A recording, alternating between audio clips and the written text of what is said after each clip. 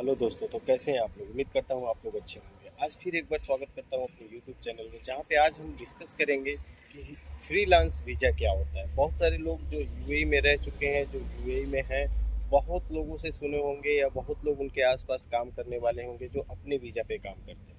तो ये freelance visa या अपना वीज़ा या सेल्फ वीज़ा क्या होता है, इस पर डिस्कस करेंगे। और अगर आप यूएई आके जा चुके हैं या यूएई आप रह चुके हैं, तो आपको बहुत सारी जगहों पे दिखेगा कि फ्रीलांस वीज़ा इतने में, फ्रीलांस वीज़ा इतने में। इवन आपको इंटरनेट पे भी दिखेगा। तो इसमें डिटेल्स में बात करेंगे कि एक्चुअल में ये होता क्या है और इसको कैसे लिया जाता है और कैसे इसको चेक किया जा सकता है, और overall A to Z details क्या होता है। तो वीडियो में लास्ट तक बने रहिएगा।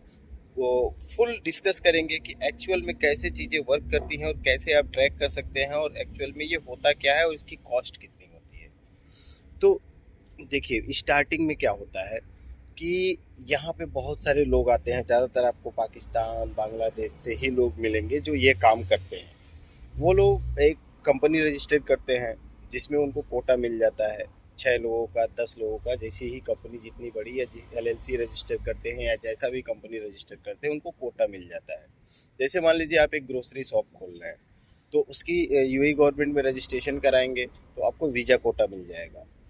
या कोई भी चीज़ें आप अपने डॉक्यूमेंटेशन से रजिस्ट्रेशन कराते हैं एक छोटी कंपनी के रूप में, तो आपको वीज़ा कोटा मिलता है। अब यहाँ पे लोग क्या करते हैं, उस वीज़ा कोटा को ही सेल करते हैं। उसी को ये लोग नाम देते हैं फ्रीलांस वीज़ा। जैसा कि यूएई के किसी भी सिस्टम में कोई भी ऐसा प्रावधान नहीं है कि यूएई फ्रीलांस वीज़ा देती हो किसी को।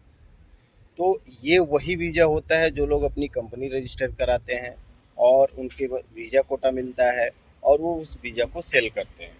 अब देखिए, इसमें दो तीन चीज़ें बहुत ध्यान रखने वाली होती है अगर आप फ्रीलांस वीज़ा ले रहे हैं तो पहली चीज़ ये होती है कि अगर आप फ्रीलांस वीज़ा ले रहे हैं तो पहले आप इंश्योर होइए कि किसी रोड चलते बंदे से या अपने रूम से या किसी भी ऐसे बंदे से मत लीजिए जो बिना ऑफिस के बैठा हो।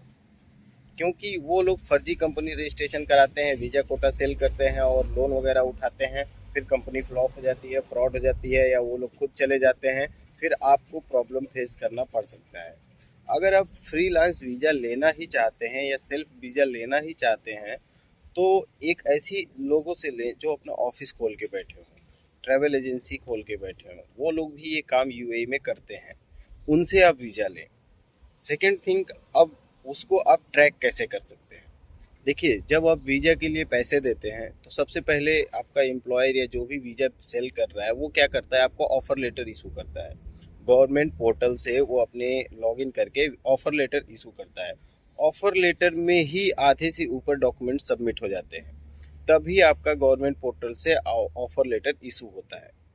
तो हमेशा इंश्योर करें, जब वो एम्प्लॉयर या जो भी वीज़ा जिससे आप ले रहे हैं वो आपको ऑफ़र लेटर दे रहा है, तो ऑफ़र लेटर के साथ साथ वो आपका एप्लीकेशन नंबर, ट्रांजैक्शन नंबर जरूर दें। क्योंकि उसी से आप ट्रैक कर सकते हैं, ना कि विजिट वीज़ा की तरह पासपोर्ट नंबर से या और किसी चीज़ से विजिट वीज़ा ट्रैक हो जाता है। लेकिन जब आप अपना एम्प्लॉयमेंट वीज़ा परचेज करते हैं तो उसको ट्रैक करने के लिए आपको हमेशा एप्लीकेशन नंबर, ट्रांजैक्शन नंबर की ज़रूरत पड़ती है। तीसरी चीज़, हमेशा अपने एप्लीकेशन को ट्रैक करते रहें, क्योंकि ऑफ़र लेटर में भी एरर आते हैं। कई सारी बार आपका डॉक्यूमेंट क्लियर नहीं होता है या आपका फ़ोटो क्लियर नहीं होता है, तो डॉक्यूमेंट एरर आ जाता है, उसको रीसबमिशन करना रहता है। उसके बाद वो जैसे ही आपकी फ़ीस पे करता है, जिस कैटेगरी का आपको वीज़ा दे रहा है वो उस वीज़ा को गवर्नमेंट को फ़ीस पे करता है, फिर आपका स्टेटस चेंज हो जाता है। 2 महीने का टाइम मिलता है आपको बायोमेट्रिक और मेडिकल कराने का, और फिर आपकी एमरेस आईडी आ जाती है। तो इस ड्यूरेशन में हमेशा ध्यान रखें कि वो कब क्या इशू कर रहा है। नहीं तो ऐसे लोग बहुत लंबे टाइम तक आपको फंसा के रखेंगे, बाद में आपका वीज़ा रिजेक्ट होगा या उनका वीज़ा कोटा ख़त्म हो जाएगा। फिर आपको प्रॉब्लम्स बहुत सारी आएंगी, क्योंकि आपका पैसा भी डूब जाएगा। वो पैसा आपको रिफ़ंड नहीं करेगा, क्योंकि गवर्नमेंट से उसने रसीद कटा ली होती है। तो बहुत सारी चीज़ें, ये मेन पॉइंट है जो आपको ध्यान रखने होते हैं। उसके बाद हमेशा अपने एम्प्लॉयर का स्टेटस चेक करते रहें कि कंपनी बंद तो नहीं हुई, क्या और सारे प्रॉब्लम्स नहीं है। और जैसे ही अपनी एमरेस आईडी आती है तो उस पर आप चेक कर लें कि कोई सिम ना हो। कोई सिम इशू ना हुआ हो, उस पर किसी प्रकार का कोई मतलब, आप जब ट्रांजैक्शन नंबर, एप्लीकेशन नंबर अपने पास रखेंगे तो आप सारी चीज़ों को ट्रैक कर सकते हैं कि कब आपकी एमरेस आईडी आई और आपके हाथ में मिली या पीआरओ के हाथ में मिली।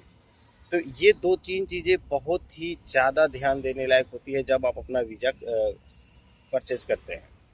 तो हमेशा जो भी यहाँ पे कहा जाता है फ्रीलांस वीज़ा, ऐसी वीज़ा अगर आप ले रहे हैं, इंडिया से हैं, पाकिस्तान से हैं, बांग्लादेश से हैं, श्रीलंका से हैं, इन सारी तीनों चारों पॉइंट्स को हमेशा ध्यान रखें, तभी आप यहाँ के फ्रॉड होने से बच सकते हैं। देखिए, जब आप अपना वीज़ा लेते हैं तो उसमें बहुत ज़्यादा चांसेस रहते हैं कि आपके साथ फ्रॉड हो सकता है।